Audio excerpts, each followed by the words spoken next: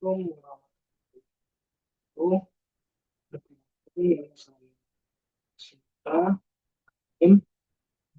060119 dari jurusan Ekonomi Pembangunan. Lalu di sini saya akan membacakan hasil PPT yang telah saya buat dan saya akan mempresentasikannya di sini. Di sini kita dengan mata kuliah Teori Ekonomi Makro 2, yang dimana termasuk dengan judul besarnya yaitu permintaan agregat penerapan model ISLM.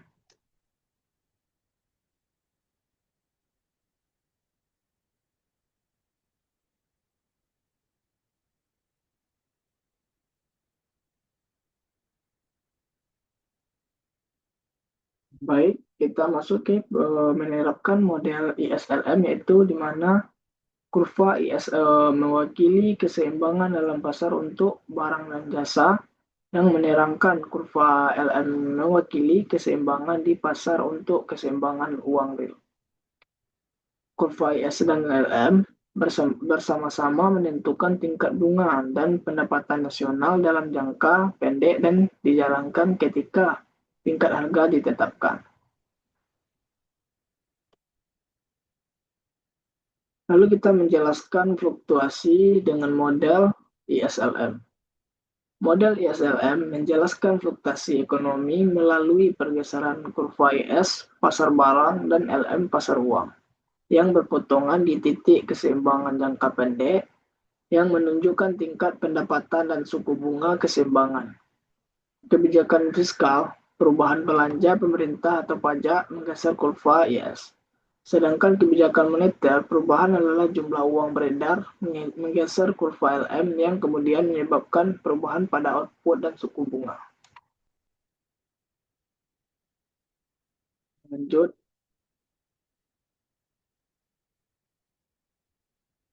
di sini bagaimana kebijakan fiskal menggeser kurva IS dan mengubah equilibrium jangka pendek. Yang pertama yang itu adalah perubahan dalam pembelian pemerintah, yaitu kita lihat dalam bentuk kurva seperti ini, yaitu peningkatan pembelian pemerintah dalam model ISLM, peningkatan pembelian pemerintah bergeser kurva IS ke kanan, keseimbangan bergerak ke titik A dan ke titik B. Pendapatan naik dari Y1 ke Y2 dan suku bunga naik dari R1 ke R2.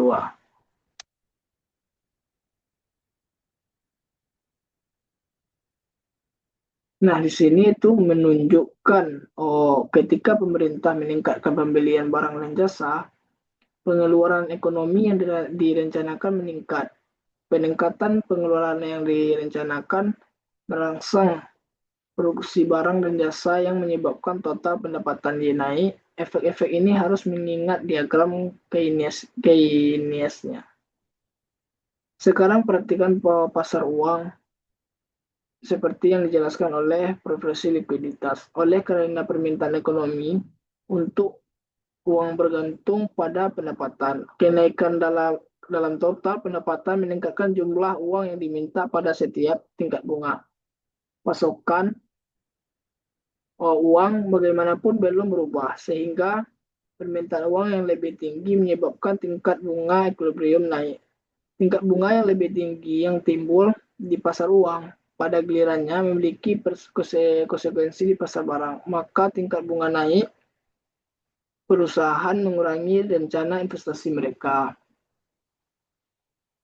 Penurunan investasi di sebagian mengimbangi efek ekspansif dari peningkatan pembelian pemerintah. Dengan demikian, peningkatan pendapatan sebagai respon terhadap ekspansi fiskal lebih kecil dalam model ISLM daripada diagram Keynesnya, di mana investasi diasumsikan tetap. Pergeseran horizontal dan kurva IS sama dengan kenaikan pendapatan equilibrium dalam perselingan Keynesnya. Jumlah ini lebih besar daripada peningkatan pendapatan equilibrium di sisi dalam model IS. Perbedaan dijelaskan oleh Aruding investasi karena tingkat bunga yang lebih tinggi.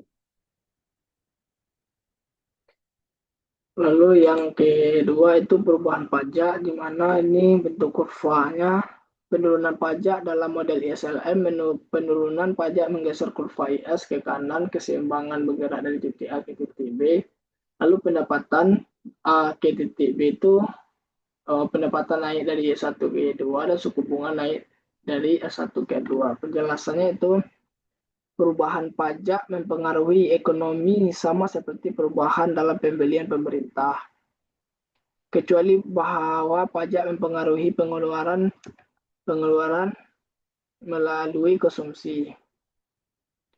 Pertimbangkan misalnya penurunan pajak delta O T itu pemotongan pajak mendorong konsumen untuk membelanjakan lebih banyak sehingga meningkatkan pengeluaran yang direncanakan.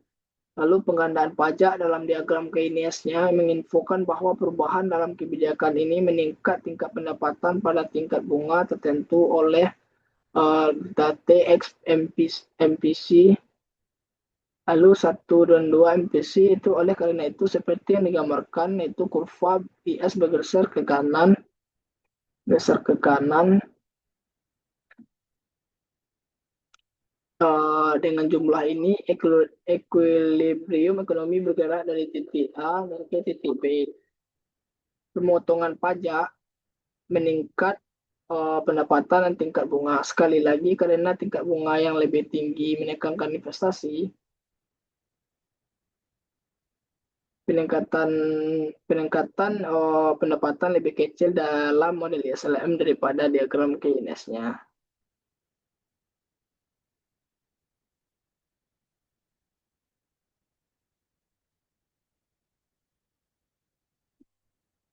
Lanjut. Nah, bagaimana kebijakan moneter menggeser kurva LM dan mengubah equilibrium jangka pendek? Yaitu, sini kita lihat kurva itu peningkatan jumlah uang beredar dalam model ISLM, peningkatan jumlah uang beredar menggeser kurva LM ke bawah.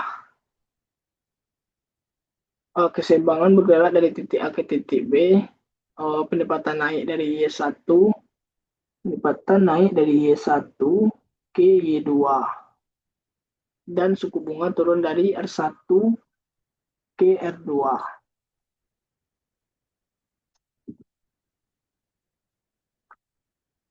Nah, dari perubahan pasokan uang mengubah tingkat bunga yang menyimbangkan pasar uang untuk tingkat pendapatan tertentu dan dengan demikian menggeser kurva LM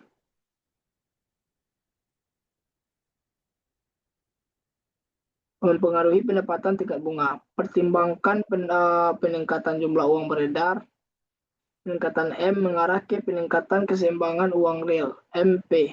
Karena tingkat harga P ditetapkan dalam jangka pendek, yaitu teori preferensi likuiditas menunjukkan bahwa untuk setiap tingkat pendapatan tertentu, peningkatan keseimbangan uang real mengarah ke tingkat bunga yang lebih rendah. Oleh karena itu, kurva LM bergeser ke bawah seperti gambar ini.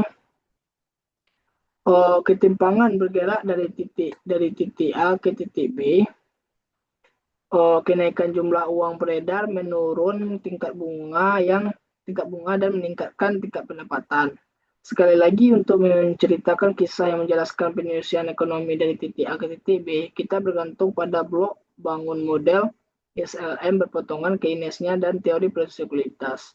Bagaimana dengan pasar uang, di mana tindakan kebijakan moneter terjadi? Ketika Federal Reserve meningkatkan suplai uang, orang memiliki lebih banyak uang daripada mereka inginkan dengan suku bunga yang berlaku. Akibatnya, mereka mulai menyorotkan uang tambahan ini di bank atau menggunakan untuk membeli obligasi,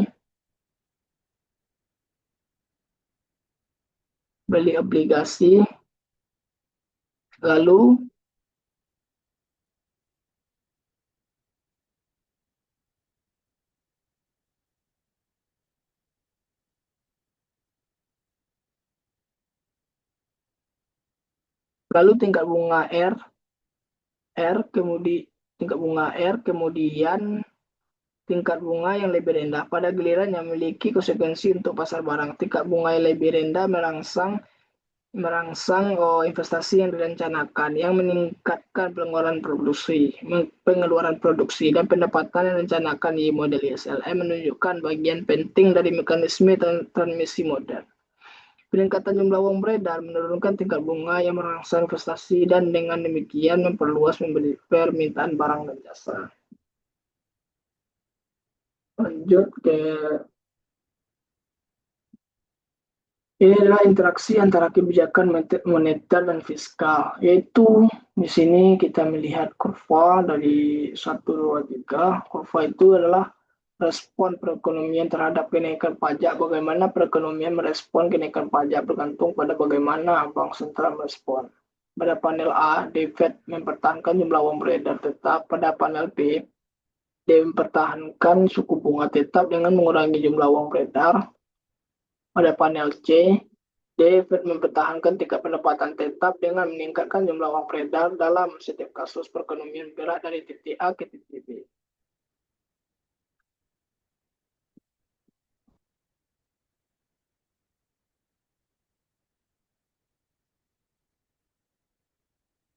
Yang untuk kurva ini itu penjelasannya itu perubahan dalam satu kebijakan oleh karenanya itu dapat mempengaruhi yang lain. Dan intervensi ini dapat mengubah dampak dari perubahan kebijakan. Misalnya angka Inggris kenaikan pajak. Apa yang terjadi? Menurut model Israel, berapanya tergantung pada bagaimana Fed menanggapi kenaikan pajak. Yaitu menunjukkan 3 dari banyak kemungkinan hasil. Pada panel A itu Fed memegang konstanta pasokan uang, kenaikan pajak berdasar kurva ISLM ke kiri. Penghasilan menurun karena pajak yang lebih tinggi mengurangi belanja konsumen dan tingkat bunga jatuh karena pendapatan yang lebih rendah mengurangi permintaan uang. Turunnya pendapatan menunjukkan bahwa kenaikan pajak menyebabkan resesi. Lalu yang kedua ini di panel B, Fed ingin mempertahankan konstanta suku bunga. Dalam hal ini ketika kenaikan pajak menggeser kurva IS ke kiri, IS ini ke kiri, nah lalu Fed harus menurunkan jumlah uang beredar untuk mempertahankan tingkat suku bunga pada tingkat semula. Penurunan jumlah uang beredar ini menggeser kurva LM ke atas. Tingkat bunga tidak jatuh, tetapi pendapatan turun dengan jumlah yang lebih besar daripada jika The Fed menahan pasokan uang konstan. Sedangkan di panel A adalah bunga yang lebih rendah mendorong investasi dan secara parsial mengimbangi efek kontraksi dari kenaikan pajak di panel B. Dan B itu adalah memperdalam resesi dengan mempertahankan tingkat suku bunga yang tinggi. Nah, lalu yang di panel C ini adalah Fed yang pertahan pendapatan. Fed ini adalah ingin mencegah kenaikan pajak dari penurunan pendapatan. Oleh karena itu harus meningkatkan jumlah uang beredar dan menggeser kurva LM ke bawah cukup untuk mengimbangi pergeseran kurva IS. Dalam hal ini, kenaikan pajak tidak menyebabkan resesi, tetapi itu menyebabkan penurunan pajak dan tingkat bunga. Meskipun tingkat pendapatan tidak berubah, kombinasi kenaikan pajak dan ekspansi moneter tidak mengubah alokasi sumber daya ekonomi. Pajak yang lebih tinggi menekankan konsumsi, sementara tingkat bunga yang lebih rendah merangsang investasi.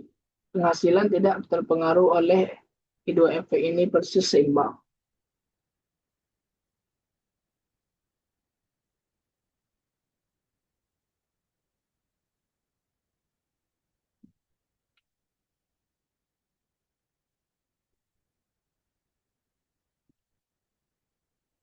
Lalu guncangan ke kurva IS adalah perubahan eksogen dalam permintaan barang dan jasa beberapa ekonom.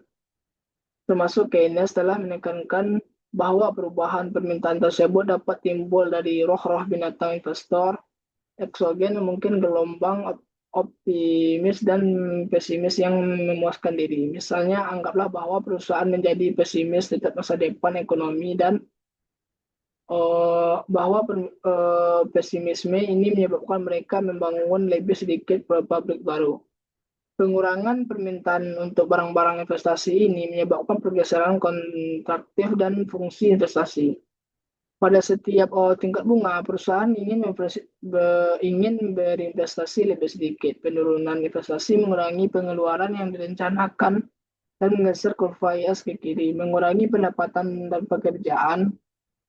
Penurunan pendapatan equilibrium ini sebagian membenarkan pesimisme awal perusahaan.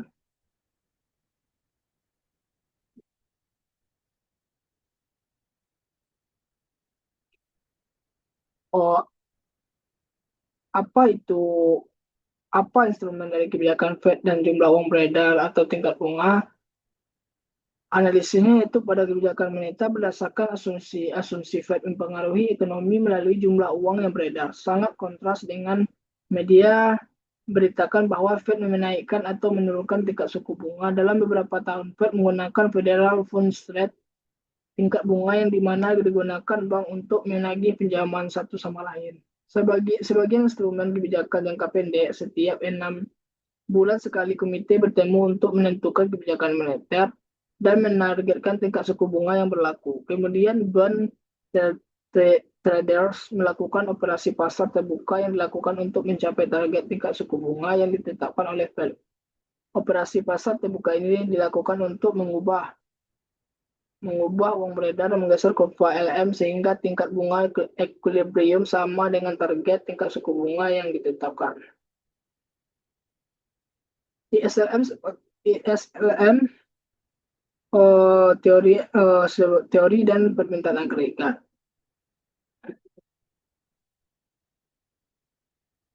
Lalu kita lanjut ke guncangan. Kita lanjut ke guncangan dalam model IS.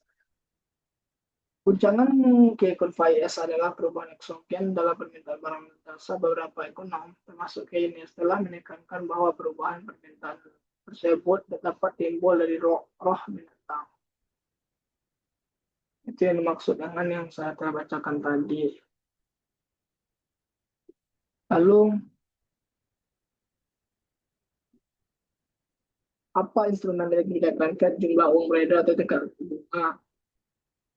Instrumen utama yang diberikan Federal itu sebenarnya adalah tingkat suku bunga jangka pendek, khususnya Federal Rate, bukan langsung uang beredar meskipun keduanya saling berkaitan. Dan instrumen berhubung dengan teori Fed bisa mempengaruhi ekonomi melalui jumlah uang beredar, money supply, atau tingkat bunga interest rate. Namun keduanya tidak berdiri sendiri. Saat Fed mengubah jumlah uang beredar, efek akhirnya adalah perubahan tingkat bunga di pasar. Begitu pula ketika Fed menargetkan suku bunga tertentu. Ia menyesuaikan jumlah uang yang beredar melalui operasi pasar terbuka, pembelian atau penjualan obligasi. Nah, lalu kita masuk ke ISLM sebagai teori dari permintaan agregat. Yang pertama itu yang A itu penurunan kurva permintaan agregat dengan model ISLM. Yang dimana kita melihat dua kurva ini adalah menderivasi kurva permintaan agregat dengan model ISLM. Bagian A itu menunjukkan model ISLM-nya itu kenaikan tingkat harga dari P ke P2 menurunkan keseimbangan uang real dan menggeser kurva LM ke atas. Pergeseran dalam kurva LM menurunkan pendapatan Y ke Y2. Bagian B itu yaitu menunjukkan kurva permintaan agregat yang meringkas hubungan antara tingkat harga dan pendapatan ini. Semakin tinggi tingkat harga, semakin rendah tingkat pendapatan.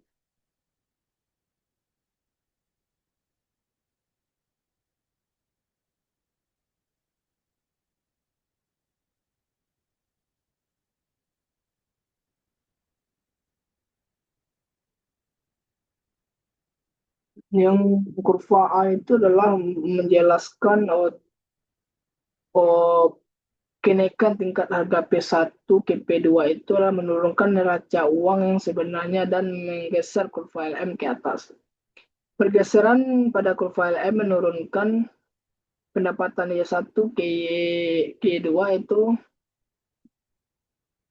menunjukkan kurva permintaan agregat menampilkan hubungan negatif antara tingkat harga dan pendapatan. Tingkat harga yang semakin tinggi semakin menurun tingkat pendapatan. Lalu kurva permintaan agregat menunjukkan titik equilibrium yang muncul pada ISLM saat terjadi perubahan tingkat harga dan melihat efek timbul pada pendapatan. Penyebab kurva permintaan agregat bergeser adalah hasil dari model ISLM. Pergeseran kurva ISLM atau kurva LM adalah kenaikan pada jumlah uang beredar menaikkan pendapatan modal pada ISLM pada untuk harga berapapun yang diberikan, menyebabkan pergeseran kurva permintaan agregat ke kanan. Lalu yang B itu menunjukkan ekspansi pada menunjukkan ekspansi moneter untuk harga yang diberikan kenaikan pada jumlah uang beredar, meningkatkan pendapatan pada kurva ISLM sehingga kenaikan pada jumlah uang beredar menggeser kurva permintaan agregat ke kanan. Lalu menunjukkan ekspansi fiskal seperti kenaikan di belanja pemerintah atau pengurangan pajak. Ekspansi fiskal bergeser kurva itu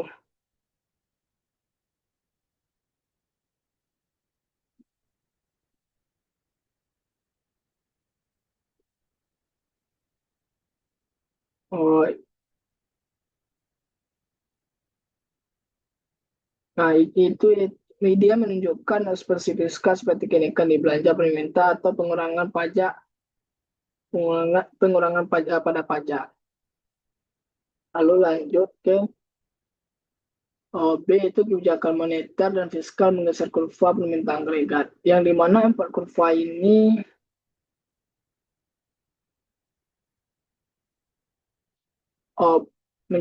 ini adalah bagaimana kebijakan moneter dan fiskal menggeser kurva permintaan agregat. Bagian A itu menunjukkan ekspansi moneter untuk setiap tingkat harga kenaikan jumlah uang beredar, meningkatkan keseimbangan uang real, menggeser kurva LM ke bawah.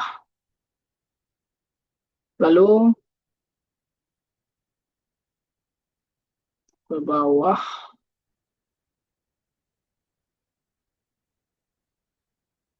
dan meningkatkan pendapatan. Jadi kenaikan jumlah uang beredar menggeser kurva permintaan agregat ke kanan. Lalu bagian B itu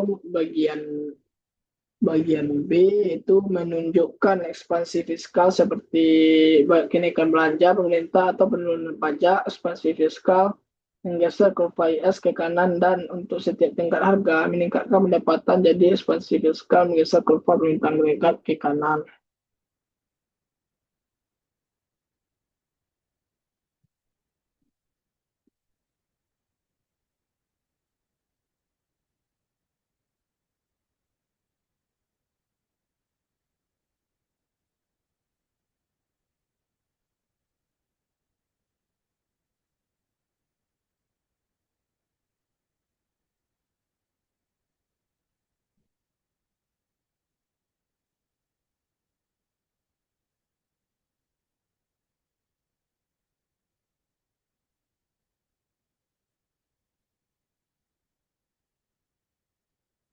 Penjelasan lebih lengkapnya itu adalah ISLM ke kanan, yaitu pada harga berapapun menaikkan pendapatan sehingga ekspansi fiskal menggeser kurva permintaan agregat ke kanan. Sebaliknya, apabila terdapat penurunan jumlah uang beredar, penurunan belanja pemerintah atau adanya peningkatan pajak akan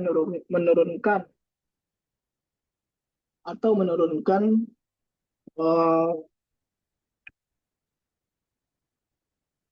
pendapatan pada kurva SLM menggeser kurva permintaan agregat ke kiri.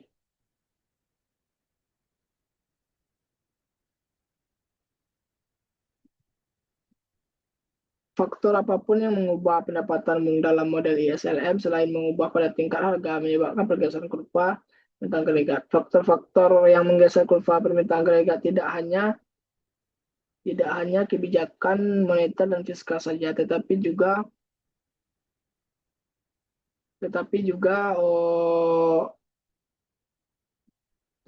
guncangan ke pasar barang IS dan guncangan ke pasar uang LM. Nah, perubahan dalam pendapatan di ISLM, model yang dihasilkan dari perubahan tingkat harga mewakili pergerakan pada kurva permintaan agregat perubahan pendapatan dalam model ISLM untuk tidak tingkat harga yang diberikan mewakili pergeseran dalam kurva permintaan agregat.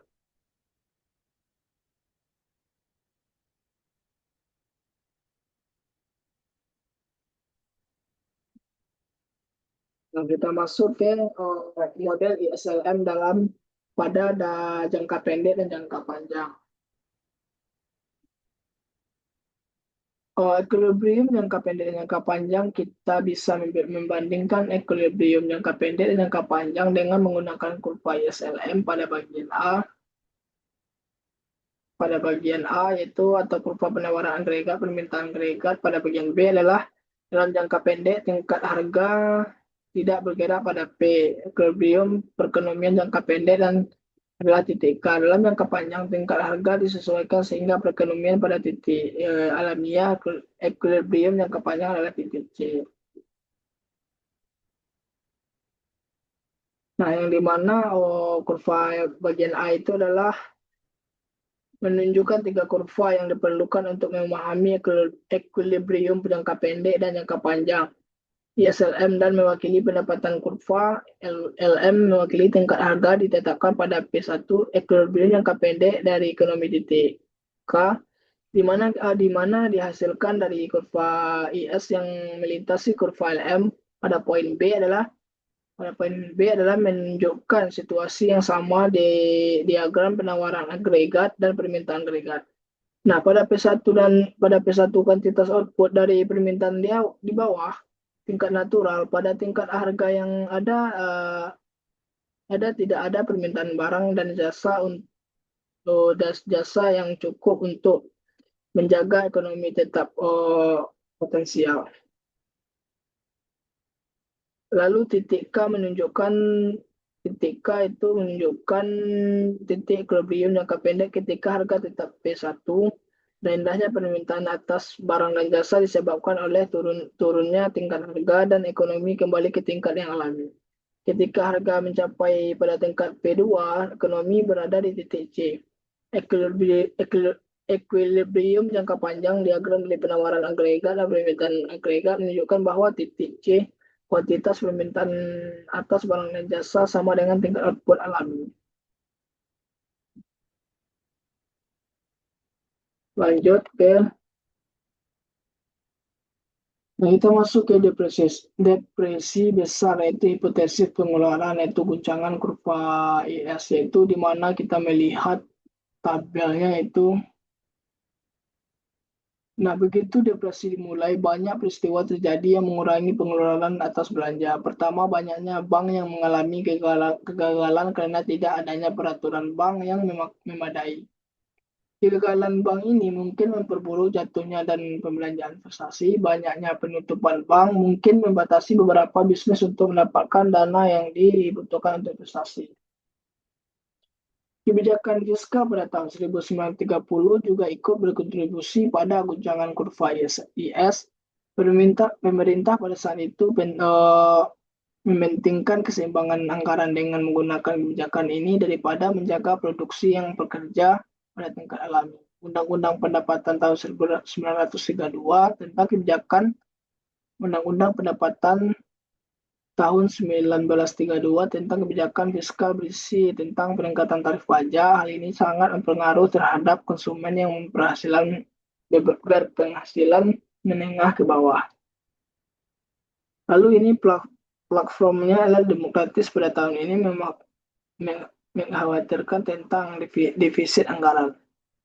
Di tengah tingginya angka pengangguran, para pembuat kebijakan mencari cara untuk menaikkan pajak dan mengurangi pengeluaran pemerintah. Terdapat berbagai cara untuk menjelaskan pergeseran pada kurva IS. Sangat mungkin bahwa seluruh perubahan dapat menghasilkan pengurangan yang sebesar-besarnya dalam pembelanjaan.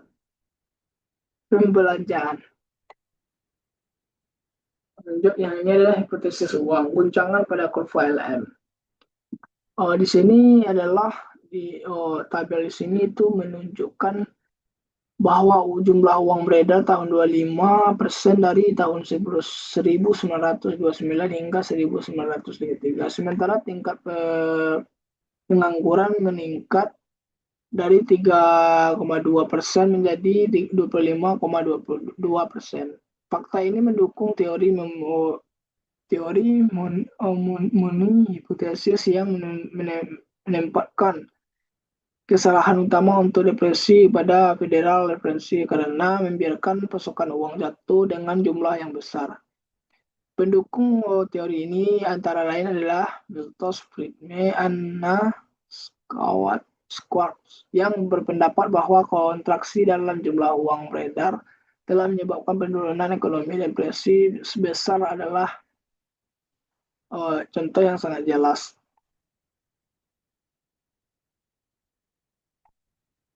Nah, dengan menggunakan model ISLM, kita dapat menginterpretasikan Money hipotesis ketika menjelaskan depresi dengan pergeseran kontraksi dalam kurva LM. Dilihat dengan cara ini, Money hipotesis terjadi sebagai dua masalah. Pertama adalah perilaku keseimbangan uang real kebijakan moneter mengarah ke pergeseran kontraksi dalam kurva LM hanya jika saldo uang real jatuh. Namun sejak 1929 hingga 1931, keseimbangan uang real naik sedikit karena jatuhnya jumlah uang beredar disertai dengan jatuhnya tingkat harga dan lebih besar. Meskipun kontraksi moneter mungkin bertanggung jawab atas peningkatan pengangguran dari tahun 1931 hingga 1933, namun ketika keseimbangan uang real jatuh, kejatuhan ini tidak dapat dengan mudah menjelaskan penurunan awal dari tahun 29 sampai 1931. Nah, masalah kedua untuk money tesis ini adalah perilaku suku bunga jika pergeseran kontraksi dalam kurva LM memicu depresi, seharusnya suku bunga yang mengalami peningkatan namun tingkat bunga nominal harus terus menerus dari 1929 hingga 1933. Lanjut ke dampak penurunan harga. Antara 1929 sampai 1933, tingkat harga turun sekitar 22%. Banyak ekonom berpendapat bahwa penurunan harga deflasi ini memperburuk depresi besar karena menyebabkan turunnya pendapatan dan naiknya pengangguran. Artinya, turunnya jumlah uang beredar bukan hanya menyebabkan harga turun, tetapi juga memicu resesi yang lebih dalam. Bagaimana deflasi mempengaruhi ekonomi dalam model ISLM?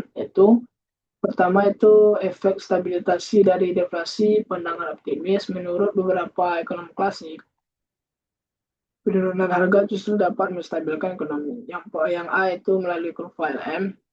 Dalam model ISLM, saldo uang real yaitu M per P. Itu jika harga P turun, maka MP naik, masyarakat punya lebih banyak uang secara real. Akibatnya, kurva LM bergeser ke kanan ekspansif.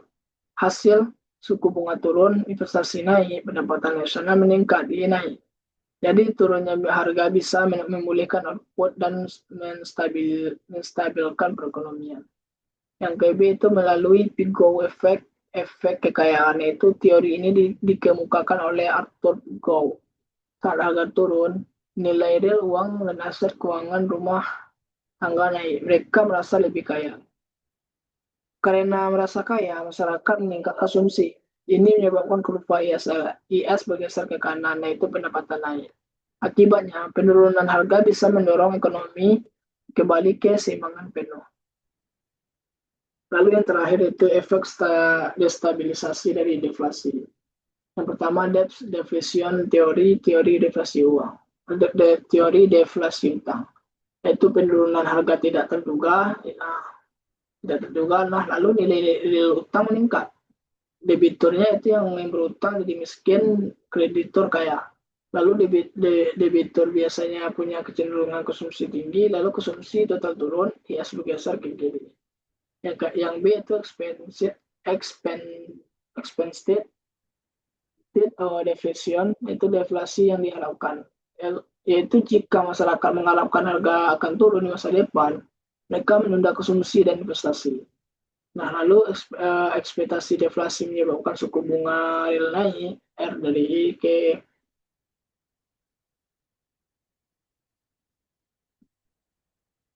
I ke E, Lalu investasi turun, IS bergeser ke kiri. Pendapatan turun dari Y1 ke Y2, tingkat bunga nominal turun, tapi bunga real naik. Baiklah, sampai sini dulu yang bisa saya jelaskan dari materi. Oh, ini kalau ada salah kata yang tidak menyenangkan, saya mohon maaf atas segala kekurangan yang telah saya katakan. Mohon maaf. Wassalamualaikum warahmatullahi wabarakatuh. Terima kasih.